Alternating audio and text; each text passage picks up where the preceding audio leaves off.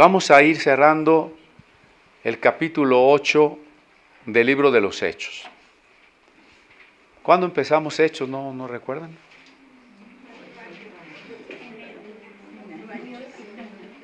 Pero ya vamos a cerrar el capítulo 8 y si nos da tiempo, aunque sea el inicio del 9, no quise entrar directamente al 9 porque creo que había todavía 2 o 3 detalles importantes que no quería dejar de mencionar ahí en el 8. Algo en lo que ya hemos insistido es que Felipe le predica a aquellos que no son considerados 100% judíos, al menos por parte de los que sí se sienten 100% judíos, ¿no? El título de la reflexión hoy es Hermenéutica, Comprensión y Compromiso. Decía el hermano Víctor, y fue parte del tema de la semana pasada, que hay personas que dicen, no hay que interpretar la Biblia dice lo que dice. Y quizá porque la palabra interpretar la imaginan como entenderla como yo quiera. Interpretar, en realidad deberíamos entenderlo como comprender. ¿Comprender qué? Pues en este caso exactamente lo que Dios nos está diciendo. Comprender lo que los destinatarios originales oyeron o leyeron. Comprenderlo nosotros ahora. La hermenéutica entonces es comprensión, pero es también compromiso. No se puede comprender si no estamos decidiendo el compromiso con aquello que estamos entendiendo, porque entonces tenemos una limitación en la posibilidad de seguir comprendiendo. Como hemos dicho alguna vez, de la voluntad de Dios no vamos a entender nada más si no damos el paso que ahora entendemos que debemos de dar. En la teología no vamos a comprender más cosas si no hemos creído y hemos obedecido lo que ya hemos comprendido. Por eso la hermenéutica es comprensión y compromiso. Y quiero retomar esa idea con algunos de los ejemplos ahora. Por lo pronto esto que menciono de Felipe. ¿Cómo es que Felipe pudo comprender que el mensaje de salvación, que el Mesías que recién había muerto y resucitado, era para otros grupos a los que sus hermanos tal vez no hubieran ido? Algunos grupos con los que nosotros también dudaríamos en ir, ¿no? Por ejemplo, decía el hermano Víctor que el día de hoy van a estar más o menos unos 14 presidentes de zona de todo el país, de la iglesia mormona, allá en la exposición de las Biblias. Es otro grupo, ¿no? O este grupo con el que va Felipe, porque Simón, del que ya hemos platicado, era un mago. ¿Cuántas personas entonces creían, practicaban la magia siguiendo a Simón? No dice que todo el mundo lo admiraba como un grande. Entonces Felipe empezó a predicar en un lugar donde toda la gente creía en la magia. Si nosotros somos legalistas, vamos a decir, no, allá hay demonios. Nosotros no le vamos a predicar a esa gente. Esa gente está con el diablo, ha hecho pacto con el diablo, trae herencias ancestrales, ¿no? Pero la verdad es que la mayoría de la gente que está en una doctrina equivocada es porque en el fondo tiene hambre de Dios. Lo que pasa es que no sabe dónde encontrar la respuesta. Es algo que decía Tillich, ¿no? La situación del mundo es una pregunta, pero el mundo no tiene la respuesta a su propia pregunta. La respuesta la tenemos nosotros, que somos la iglesia y conocemos la revelación de Dios. Por eso es que, a pesar de que este es un grupo ya no solo de samaritanos, sino, eso ya lo explicamos, sino de personas que creen en la magia, Felipe decide predicarles. Y bueno, ya este personaje llamado Simón, sabemos que se bautizó y que después lo vemos siendo reprendido por Pedro. Y entonces cuando alguien dice, es que no podemos bautizar a una persona inmediatamente que le predicamos porque no sabemos si realmente se está convirtiendo, no sabemos cuál sea su vida, no sabemos si después se va a volver atrás. Y la pregunta es, ¿Felipe bautizó a Simón? Felipe bautizó a Simón. Que después Simón, si se perdió o no se perdió, no lo sabemos, eso ya lo platicamos, ¿no? El punto es que cuando una persona dice, yo quiero creer, me quiero bautizar, la obligación nuestra es bautizarla. Ningún creyente tiene, ningún pastor, ningún apóstol, profeta, ni apóstol de apóstoles, tiene autoridad para decirle a alguien que no lo puede bautizar. Porque la Biblia no dice en ninguna parte que alguno de nosotros pueda negarle el bautismo a una persona. Simón el mago fue bautizado. ¿Fue realmente convertido? Recuerden que una posibilidad es que sí se convirtió, pero que aún convertido daba lugar a la codicia, a la envidia, o hasta, bueno, sobre todo al deseo de seguir siendo famoso, ¿no? O tal vez no se convirtió, pero Felipe no puede ver el corazón de las personas. Usted y yo no podemos ver el corazón de las personas. El único que puede ver el corazón es Dios. El corazón es lo más profundo de nuestros pensamientos. El único que puede ver eso es Dios. Por eso aquella parábola, ¿no? Hoy no nos toca a nosotros arrancar la cizaña. No le podemos decir a alguien, hermano, usted es cizaña, ya no venga, no lo queremos aquí. A lo mejor no es cizaña, a lo mejor es un trigo inmaduro. Y dice, espérense a que venga el Señor, Él separará el trigo de la cizaña, ¿no? Estaba en una librería católica en la semana y me llamó la atención un librito que se llamaba Las 6 puertas. Y está escrito por un sacerdote que se ve que ha escrito muchos libros acerca de demonología. Y bueno, hojeando el libro como luego suelo hacer, veo que dice que son puertas por las que los demonios entran en nosotros. Y entonces él mencionaba algunas puertas y decía permanecer en pecado, andar en el ocultismo, haber tenido una experiencia traumática en el vientre de la madre y maldiciones ancestrales. Yo dije, bueno, a algunos sacerdotes ya se les metió el neopentecostalismo, el demonio de neopentecostalismo, ¿no? O sea, ¿cómo puede mezclar esas cosas, no? ¿Por qué lo menciono ahora? Decía yo que quiero repasar varios detalles antes de dejar el capítulo. Y recuerde que Pedro le dice a Simón en el verso 23, porque en hiel de amargura y en prisión de maldad veo que estás. Y es que hay un gran sector del cristianismo que quiere ver demonios en todo. Todo es demonios. Todos los problemas se quieren solucionar reprendiendo demonios. Los pecados, en vez de ser reconocidos como pecados, quieren solucionarse liberando a la persona. Y hasta en objetos cotidianos de uso en la casa quieren ver demonios, ¿no? Porque, bueno, los puritanos hasta quemaban los órganos de las iglesias porque habían sido católicos, ¿no?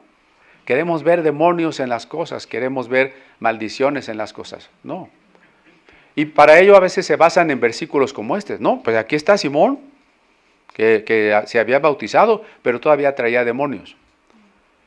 Aquí no dice en ningún lugar que Simón tenía demonios. ¿O sí? ¿Usted encuentra por ahí la palabra demonio? Si hubiese tenido un demonio, ¿quién tendría la solución? Pues Pedro. Pedro, ¿por qué? ¿No dice Jesús, en mi nombre echaréis fuera demonios? Si el mago Simón estaba endemoniado, la solución la tendría Pedro y hubiera liberado a Simón y punto. Pero si Pedro lo reprende y en el verso anterior le dice, arrepiéntete, entonces no es un demonio. El arrepentimiento es una decisión que corresponde a cada uno de nosotros. Un endemoniado no se puede arrepentir. Jesús no llegó con el gadareno, allí el gadareno azotándose entre las tumbas, rompiendo las cadenas, arrancándose la ropa, y le dijo Jesús, arrepiéntete. Eso sería absurdo, puesto que el gadareno no es dueño de su conciencia ni de su voluntad. El arrepentimiento es el camino frente al pecado. Y el pecado no necesita liberación. Entonces, Simón el mago no estaba endemoniado. Sirva esto solamente como repaso. Nuestra lucha, y sí, por supuesto tenemos una lucha, no es contra personas de carne y hueso, sino contra los poderes espirituales de maldad. Pero esa lucha no es así, reprendiendo, atando, liberando, mandándolos al abismo. Es una lucha que está a través de las tentaciones. La primera lucha con el diablo es a través de las tentaciones. Si usted anda reprendiendo por todos lados y cae en la tentación, pues ya perdió la pelea, ¿no? La otra forma de la lucha son las doctrinas, las ideas equivocadas. Y yo me doy cuenta que muchas veces seguimos teniéndolas, ¿no? Yo digo, bueno, creo que ya hemos remontado, ya no tenemos problema con temas como la moda, los tatuajes, el gusto por las películas feas, por la música mundana. Y luego digo, ¿ya lo superamos? Creo que algunos hermanos no. Entonces, más bien cuando las ideologías, las formas equivocadas, las actitudes equivocadas aún permanecen en nosotros, estamos perdiendo la batalla. No olvide nunca, y es una buena respuesta para un malentendido de la guerra espiritual, lo que dice 2 Corintios 10:4, que nuestras armas son poderosas para destruir fortalezas, y el verso siguiente nos indica dónde y cuáles son esas fortalezas. No son castillos invisibles arriba de nosotros, a los que vamos a derribar dando vueltas, ¿no? Son, dice el verso 5, argumentos contra Dios. Altivez, pues el orgullo, que es raíz del pecado, ¿no? Esas son las fortalezas. ¿Cómo se derriban esas fortalezas? En la vida de los creyentes, solo a través de una entrega, una rendición incondicional a Dios. En la vida del incrédulo, solo llevándole el evangelio.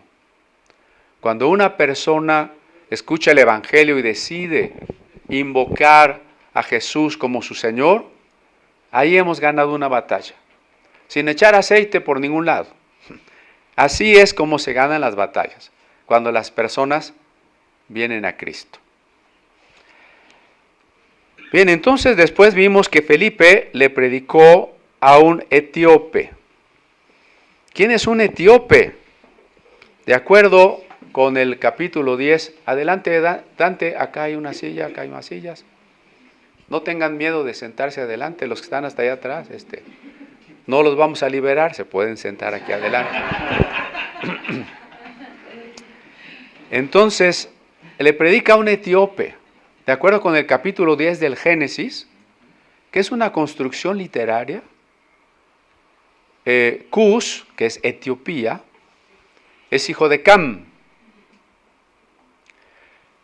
Y entonces usted va leyendo ahí que Noé tuvo 3 hijos, Sem, Cam y Jafet, y que de los hijos de Cam fueron Canaán y Cus, entre otros, ¿no?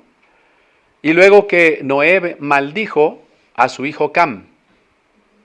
Entonces, de acuerdo con esta construcción literaria de los rabinos, los cananitas están maldecidos por Dios. ¿Sí me explico? Es una especie de justificación política para la guerra que tenían con los cananitas. Pero eso es científicamente equivocado, porque los cananitas resulta que también son semitas. Los amorreos, hablando de raza, también son semitas. Y el etíope es una lengua semita emparentada con el hebreo. Entonces la idea de que son más bien hijos de un mal hijo, maldecidos, destinados a ser esclavos, no tiene fundamento más allá de la rivalidad entre los judíos y los cananitas. Ha sido tan malinterpretada que hubo grupos, incluidos los mormones, que no establecían o no ordenaban sacerdotes negros. Estaban maldecidos. Ser negro era estar maldecido. Fue una teoría muy útil para justificar la esclavitud de los negros. Aquí dice la Biblia que los hijos de Cam serán nuestros siervos, ¿no? Entonces, todo está bien, ¿no? Ese es un problema. ¿Por qué necesitamos la hermenéutica? ¿Por qué necesitamos las ciencias bíblicas? ¿Por qué necesitamos entender un pasaje en su contexto, en su intencionalidad? Y tal vez usted diga, bueno, pero si ese capítulo 10 de Génesis no es palabra de Dios, sí es palabra de Dios, pero número uno, hay que entender el mensaje esencial y no la literalidad. Y número dos, hay que ver qué lugar ocupa en la progresión de la revelación. Pues no me diga que con Cristo, en el Nuevo Testamento, sea importante ser hijo de Cam, o ser hijo de Sem, o ser hijo del policía, ¿verdad? No tiene eso la menor importancia. Pero entonces fíjese cómo Felipe le predica a una persona así. Y si seguimos leyendo en Génesis 10, dice que el hijo de Cus fue Nimrod. Ah, caray. Y Nimrod, en algunas teorías entre historia de la religión y conspiracionista, dicen Nimrod es el origen de todas las religiones falsas. Nimrod es el rey que se puso contra Dios, que mandó a construir la Torre de Babel, etc. No hay tiempo ahora de ver un análisis de la literalidad o no del relato de Génesis 10, ¿no? Pero es paradójico, porque Nimrod dice allí que pobló la zona de Asiria. Y en todo caso eso correspondería a los hijos de Jafet, no a los hijos de Cam. Pero Nimrod era nieto de Cam. ¿Sí me explicó? Más bien ya me hice bolas, ¿no? Lo que estoy diciendo es que predicarle a una persona que en el texto se dice que es hijo de un maldecido, que es descendiente de un enemigo de Dios, que fue Nimrod. ¿Ustedes recuerdan que Moisés tomó posteriormente una esposa? Cuando María y Aarón se pusieron en contra de él, porque había tomado una esposa cusita, o sea, etíope. Se casó Moisés con una negrita. ¿Y qué pasó? Pues que se pusieron en contra de él. Bueno, esta animadversión entre los judíos y los pueblos vecinos, que es entendible históricamente por las rivalidades, las conquistas, se repite hoy en el conflicto del que ya hemos hablado. Como en las redes sociales continúa muchas opiniones, sobre todo las del medio cristiano, insistiendo que nosotros tenemos que orar por Israel y tenemos que apoyar a Israel y que Israel es el pueblo escogido. Quisiera yo solamente reiterar algunas cosas. No estamos a favor de ningún bando. Ciertamente algunos grupos de derecha y grupos cristianos están a favor de Israel. Los grupos izquierdosos están haciendo ya manifestaciones y exigiendo apoyo a los palestinos. Es más complicado que eso. Reconocemos que el ataque del grupo terrorista Hamas pues fue eso, un ataque terrorista. No podemos estar de acuerdo con ningún ataque terrorista, en el cual se violaron todas las leyes de la guerra. Porque hay leyes de la guerra, aunque usted no lo crea. En el origen de ese pensamiento está el libro Amor y Occidente de Denis de Rougemont, cómo nacieron las leyes de la guerra. Pero jamás violó todas las leyes de la guerra, atacando, matando civiles, secuestrando civiles, etc.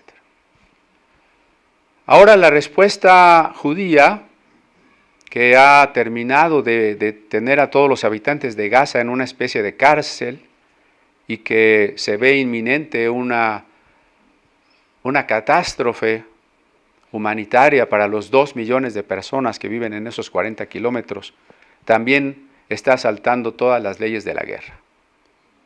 Entonces estamos frente a dos grupos que se están portando bastante mal, ¿no? Pero hay que distinguir, jamás no son todos los palestinos, jamás se está usurpando a la autoridad nacional palestina. Y Netanyahu, que estaba ya acusado de corrupción a punto de ser metido en la cárcel, con la oposición de la mitad del país, en este momento pues está decidiendo atacar con todo. Es conflictivo, es muy complicado, no vamos a volver nuestra media hora que nos queda una plática acerca de política, solo quiero reiterarles una cosa. Sí estamos en contra de que jamás haya usado el terrorismo, pero también estamos en contra de que el terrorismo haya sido usado en Afganistán, o que haya sido usado en Tokio, o que el narcotráfico en México esté practicando terrorismo. ¿Me explico? Estamos en contra del terrorismo. No estamos en contra del terrorismo de Hamás porque Israel es el pueblo de Dios. Estamos en contra del terrorismo porque hay que estar en contra del terrorismo. Sea contra quien sea. No sé si queda claro eso, ¿no? La otra cosa, el Estado de Israel no es el Israel de la Biblia. Creo que ahí está gran parte de la confusión. Se me está quedando viendo raro, ¿no? El Estado de Israel no es el Israel de la Biblia, por varias razones. Primera, porque no hay tal cosa como una pureza de raza judía. Eso no existe. ¿Con quién se casó Moisés? Primero con una madianita y luego con una cusita. Entonces los hijos de Moisés, del gran Moisés, del legislador, ¿son de sangre pura? Pues no. Y así toda la historia de Israel, Después, 10 de las tribus desaparecieron. Si 10 de las tribus desaparecieron desde 700 años antes de Cristo, entonces el Israel del que leemos aquí no es el Israel de ahora. El grupo que ha sobrevivido ahora, en todo caso, son descendientes principalmente de una tribu, la de Judá. Israel estaba constituido de 12 tribus. Judá es solamente una. ¿Sí ve por qué no es?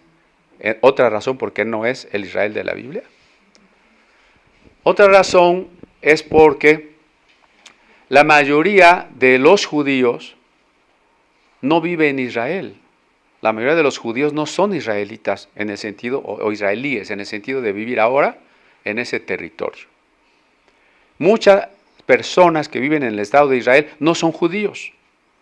Allá hay palestinos, cristianos y de otras muchas nacionalidades. A lo largo de la larguísima diáspora que los judíos han vivido de 2.500, 2.600 años, queriendo o no, se han mezclado con los pueblos donde han estado. ¿Por qué son negros los judíos de Etiopía y amarillos los judíos de China? Y medio morenos los judíos de México. ¿Me explico? Pero no solo por esas razones históricas que hacen imposible que un Estado que hoy se ha querido llamar Israel sea el Israel de la antigüedad, sino más importante que eso, y yo espero que con el estudio de Lucas y de Hechos ya lo deberíamos de tener claro. El nuevo Israel es la iglesia. ¿Por qué Jesús escogió 12 apóstoles para señalar ese hecho. El nuevo Israel es la iglesia. ¿Por qué Jesús fue testificado por su Padre en el monte de la transfiguración como a quien hay que oír y no a la ley de Moisés? ¿Por qué Jesús da los mandamientos en el sermón de la montaña a la manera del nuevo Sinaí? ¿Por qué el Espíritu Santo desciende en Pentecostés con las mismas señales del monte Sinaí? ¿No? El fuego, el viento, el estruendo. Porque si en el monte Sinaí se entregaron las tablas de la ley, en el bautismo del Espíritu Santo del Pentecostés, la ley se escribió en nuestros corazones. Nosotros no estamos bajo la ley de las tablas. Estamos bajo la guía del Espíritu Santo, en la libertad de Cristo.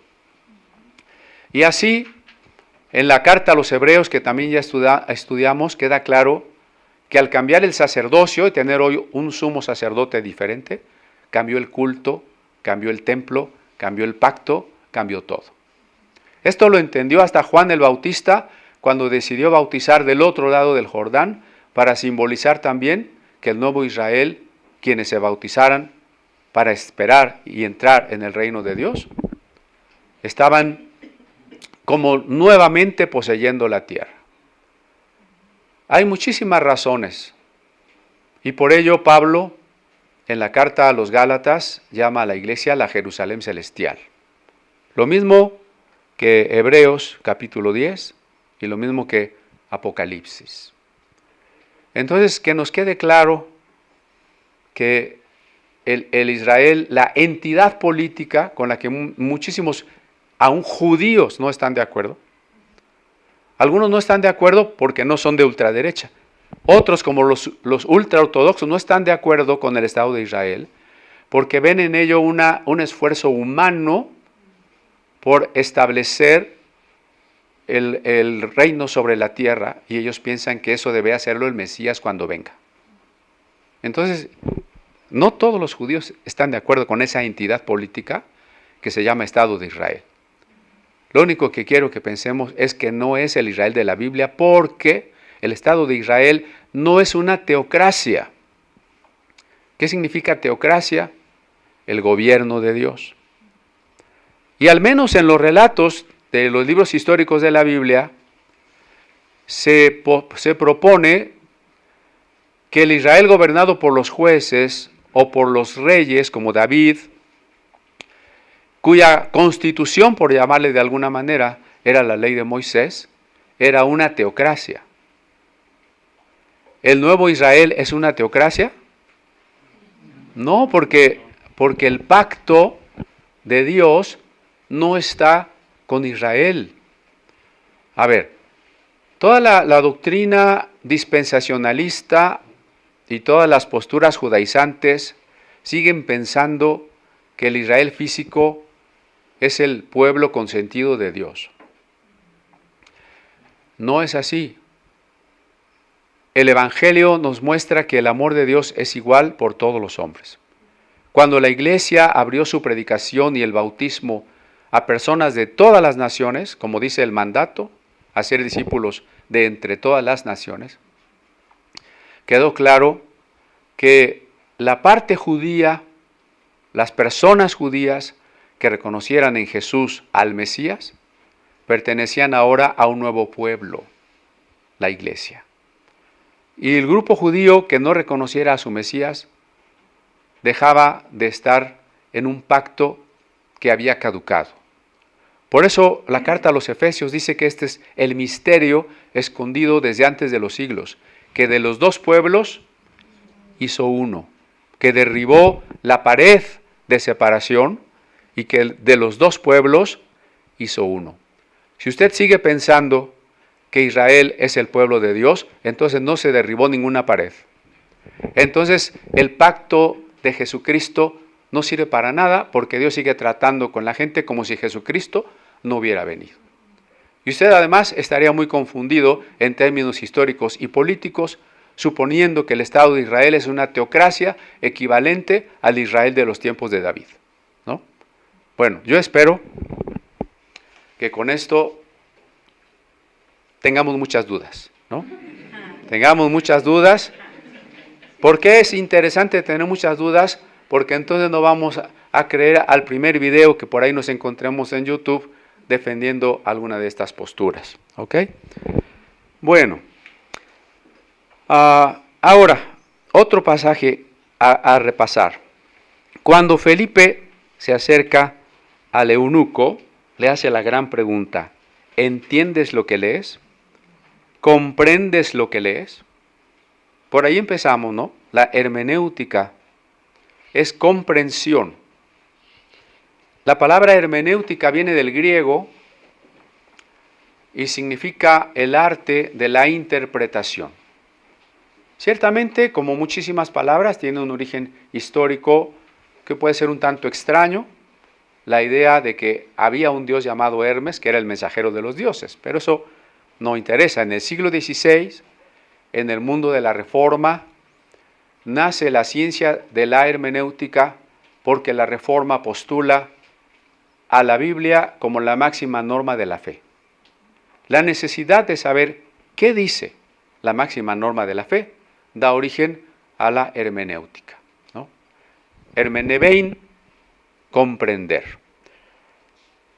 Dice San Jerónimo, fíjense qué palabras tan interesantes, en su carta 53, que escribió desde Belén, donde estaba haciendo la traducción del hebreo al latín del Antiguo Testamento, le escribe a un amigo suyo que se llamaba Paulino de Nola, y le dice, hablando de este pasaje de Hechos 8, dice San Jerónimo: Felipe le muestra al etíope, le muestra a Jesús que estaba oculto y como encerrado en la letra.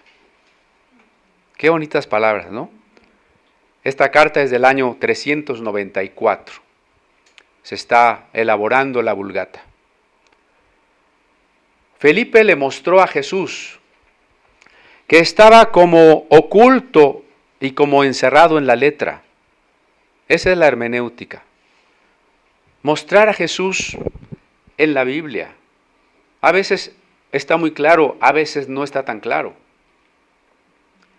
Por eso en Lucas capítulo 24, cuando Jesús ya ha resucitado, dice que le explicó a sus discípulos que el Hijo del Hombre tenía que resucitar.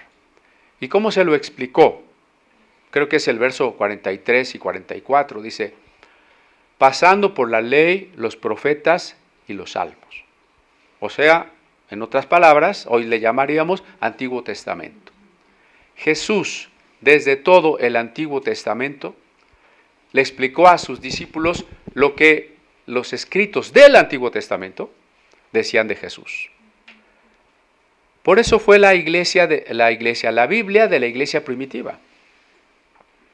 El Antiguo Testamento fue la Biblia de la iglesia primitiva. ¿No es de llamar la atención que la iglesia más poderosa de la historia no tenía Nuevo Testamento? Usted se preguntará, ¿cómo es que la iglesia modelo no tuvo Nuevo Testamento? Bueno, lo tenía vivo en la predicación de los apóstoles, y la predicación de los apóstoles es precisamente mostrar a este Jesús que está como encerrado en la letra de la ley, de los profetas y de los salmos, las tres secciones de la Biblia hebrea. La comprensión se da desde el pensamiento y el lenguaje. O sea, ¿desde dónde comprendemos? Comprendemos desde el pensamiento y el lenguaje. Hay muchas personas que piensan que la razón es contraria a la fe, que en las cosas de Dios no hay que razonar. Incluso por ahí hay un movimiento ultracalvinista que cualquier razonamiento lo acusa de razón autónoma y por tanto separada de Dios. Y algunos fundamentalistas que si usted se empieza a hacer preguntas dicen, no eres un racionalista y por tanto un modernista, o sea, un hereje. No crees en la Biblia y solamente quieres vivir en pecado, por eso eres un racionalista. Bueno, pero si interpretar es comprender, y comprender se hace a través del pensamiento y del lenguaje, no se puede hacer sin la razón, no se puede hacer sin la lógica. Si yo me paro aquí y hablo 15 palabras inconexas, ¿ustedes me van a entender algo?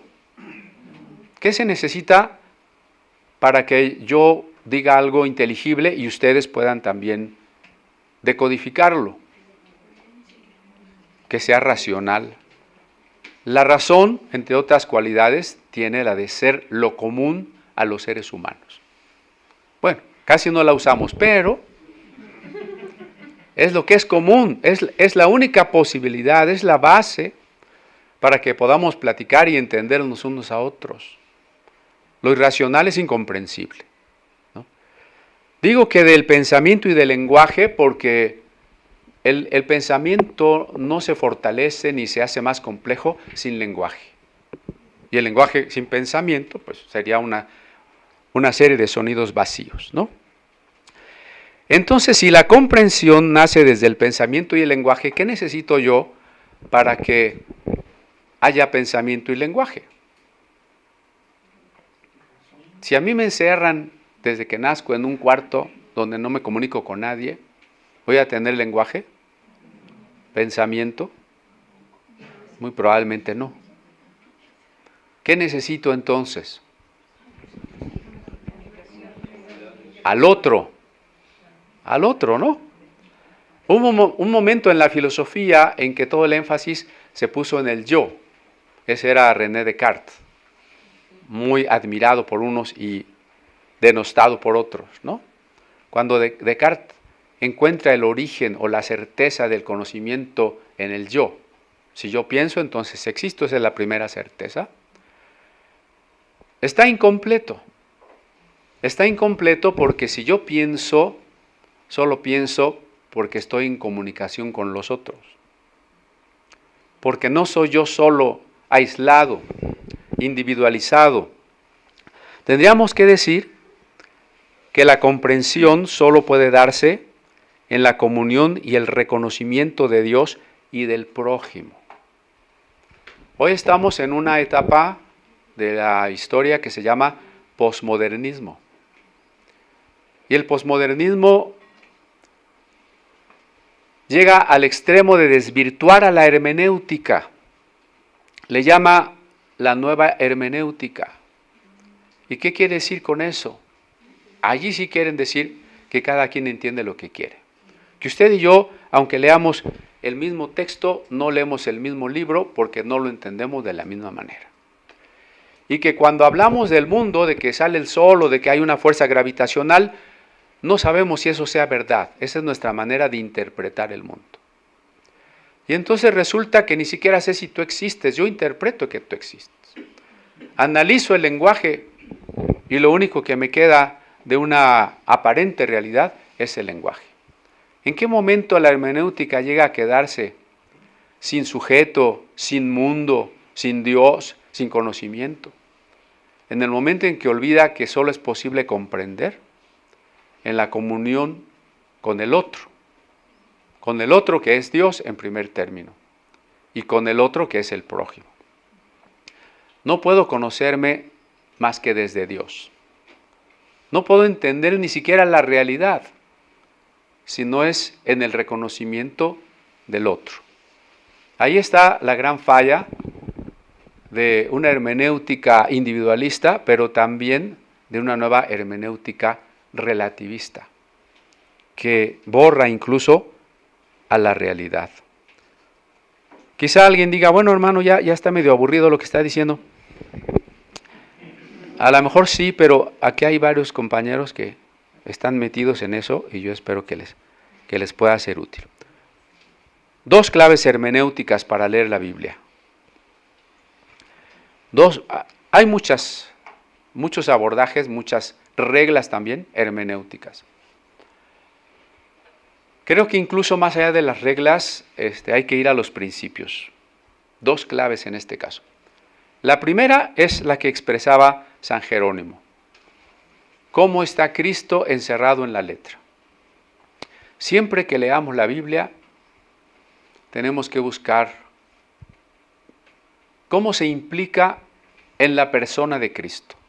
No es que tenga que mencionar la palabra Cristo, ¿no? El Antiguo Testamento se escribió antes de Cristo. Sino más bien, ¿qué lugar ocupa ese pasaje en la obra redentora de Cristo?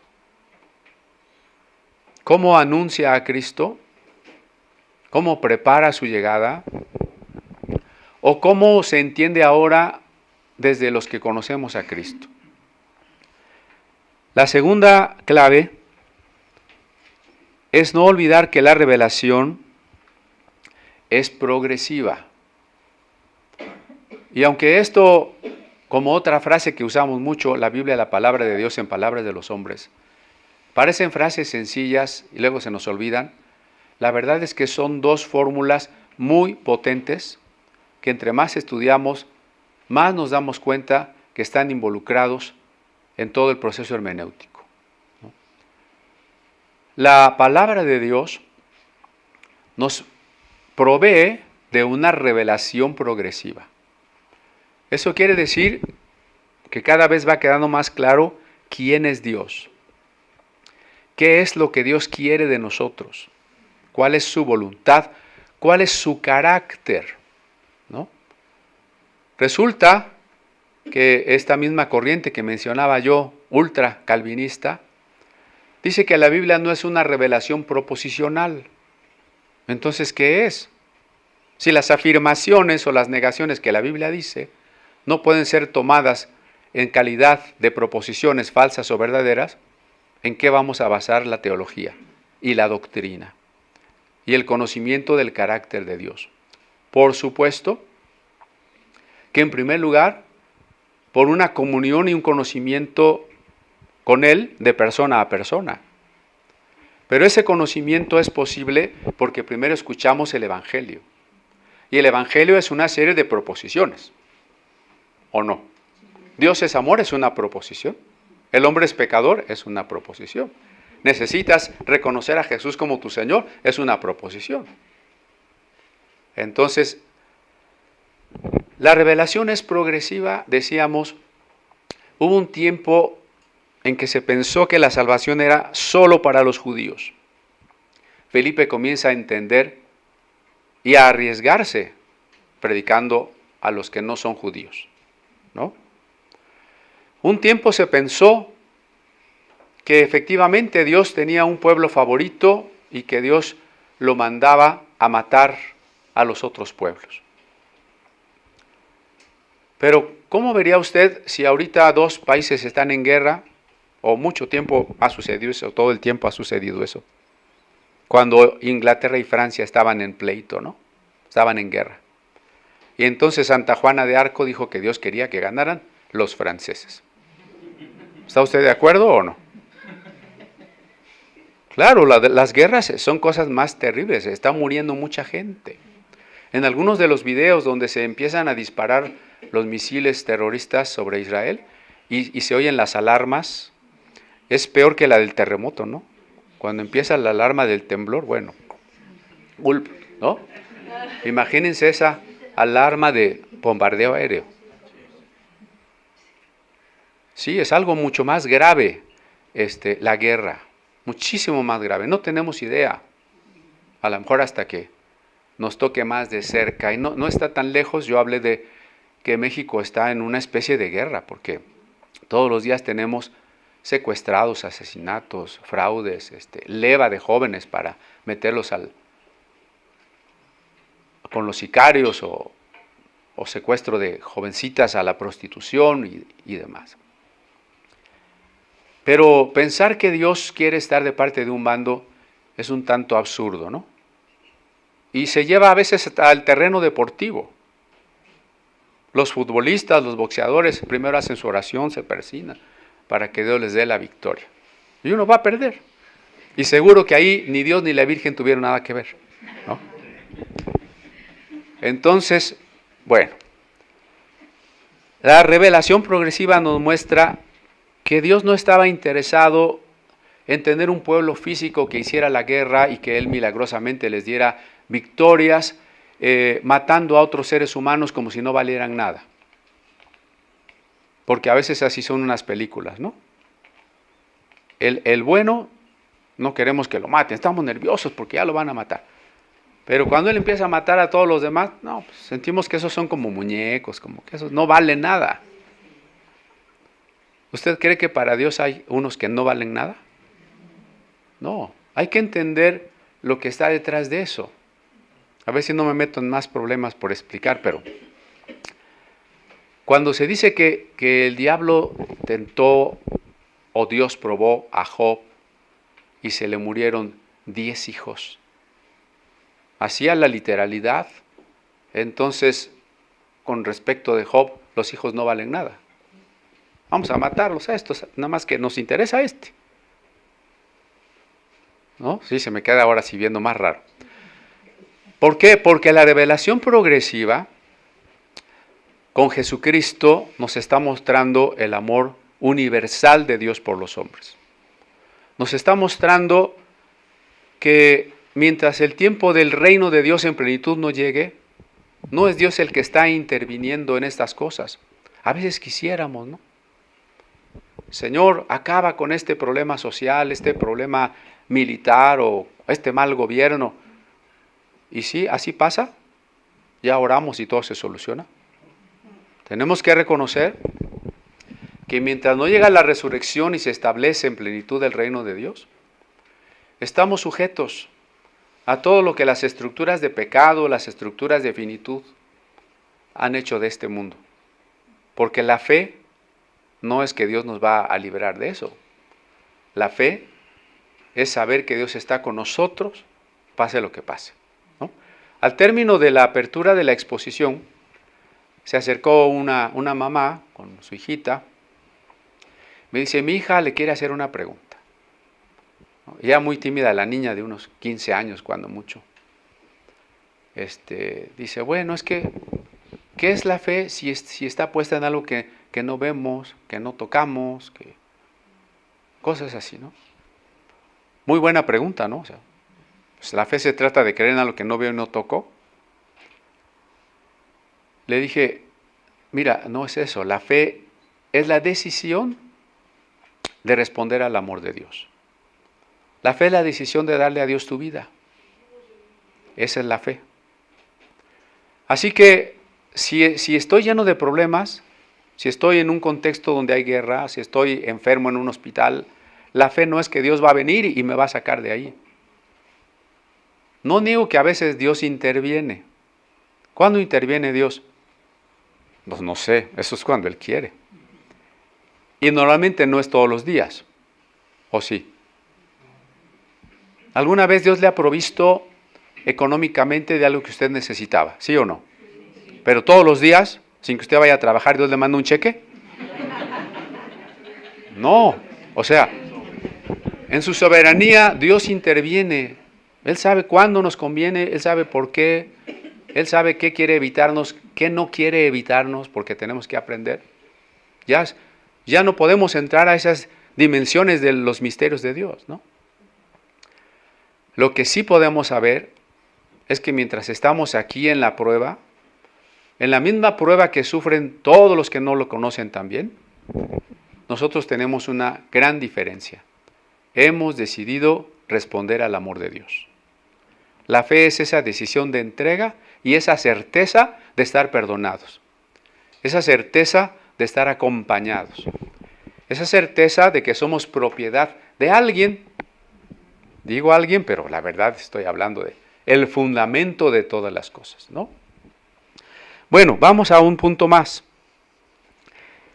El bautismo, decíamos, es compromiso. Porque ya dijimos, hermenéutica es comprensión y compromiso.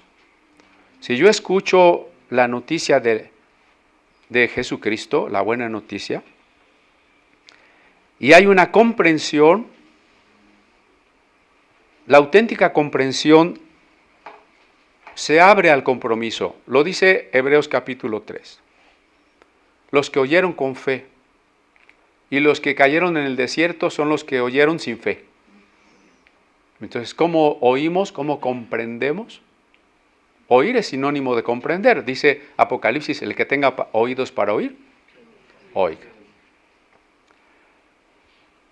El compromiso al comprender el Evangelio es bautizarse. Por eso vimos que el bautismo, en el caso del libro de Hechos, en todos los relatos donde se hable del bautismo, lo vemos que se administra de manera inmediata al anuncio del Evangelio. Se administra a aquella persona que dice, sí, quiero creer. ¿Qué quiero decir de este punto? Que el etíope pregunta, ¿qué impide que yo sea bautizado? ¿Recuerdan? Un versículo que puede ser cuestionable en la medida en que está en unos manuscritos y en otros no, explica, si crees, puedes. Y aunque ese versículo no estuviera, lo que sigue del pasaje muestra que Felipe se bautizó. Luego entonces creyó. No quiero lastimar a nadie aquí presente ni a los hermanos que hoy están conectados o luego nos escuchan. Pero yo no encuentro en la Biblia una instrucción para bautizar niños. Si usted bautiza niños, sigue siendo mi hermano, no pasa nada. ¿Verdad? Seguimos siendo hermanos. Porque a veces la gente se pelea por esas cosas, ¿eh? ¿Recuerdan ustedes que en el mundo anglicano y de otras partes de Europa, cuando los anabaptistas fueron los primeros en negarse a bautizar niños, muchas veces sus padres fueron asesinados? ¿Por qué fueron asesinados? ¿Cómo se atreven a no bautizar a este niño? ¿Cuál era la idea o por qué nació la idea tardía, no es de la iglesia primitiva, es como del siglo IV, de bautizar niños? Porque a su vez nació la idea de que cuando usted nace, así de bonito como lo ven las mujeres, ¿no?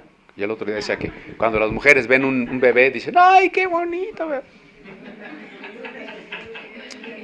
Ese bebé tan bonito está totalmente depravado, condenado al infierno, según la doctrina del pecado original.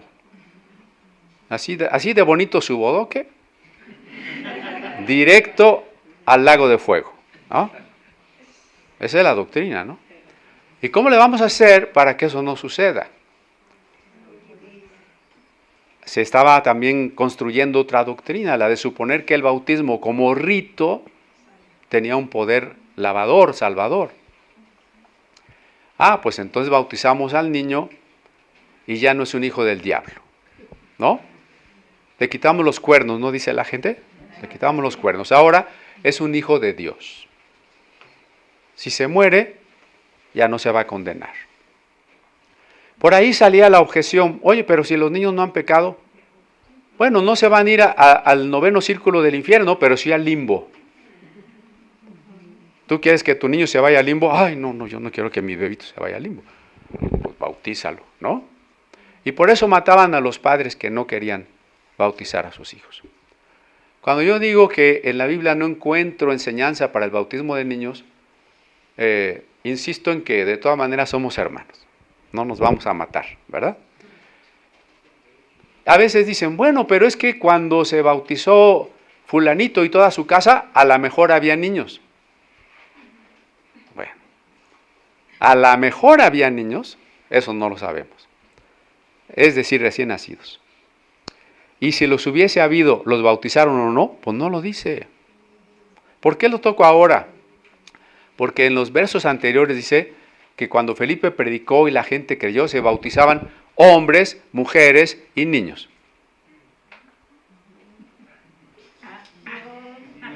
No se sabe en el versículo.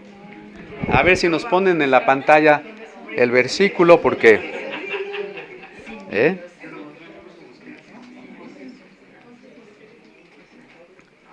en el versículo 12,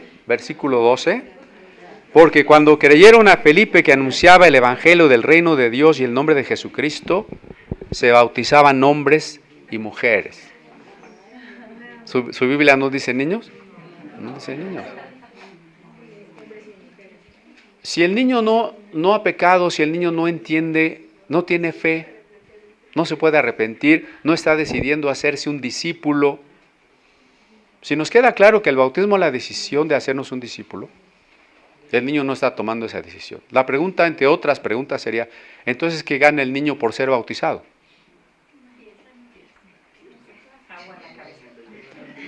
Bueno, desde un punto de vista cristiano no católico, por ejemplo, ¿no? Desde un punto de vista católico, es claro, pero desde un punto de vista no católico, ¿qué ganaría el niño? ¿O qué perdería si no lo bautizamos desde un punto de vista evangélico? No bautizaste a tu niño, ¿de qué se está perdiendo? No lo sé, son preguntas, lléveselas de tarea. Lléveselas de tarea, ¿no? Bueno, vamos a cerrar con el verso que teníamos ahí en griego, ya los hice quitarlo. Si lo podemos volver a poner y en la transmisión, entonces por favor, lo ponemos, si no, sí, ahí está. Hoy no lo tengo por acá, vamos a leerlo de allá mejor. Prosdramón de Ofilipos y kusen aftú, anaginoskontos, esiaen ton profitin keipen, aragellinoskis o nanaginoskis. Que entonces Felipe se acerca y escucha que está leyendo al profeta Isaías, ¿no? Y le pregunta, Aragellinoskis a anaginoskis, ¿entiendes lo que lees? Esa es la gran pregunta cuando nos acercamos al texto sagrado. ¿Entiendes lo que lees? ¿Y cuál es nuestra meta o nuestro anhelo? La hermenéutica como comprensión y compromiso. Amén. Bueno, último versículo, el 9.1. Solo porque quiero relacionarlo con el 8.1.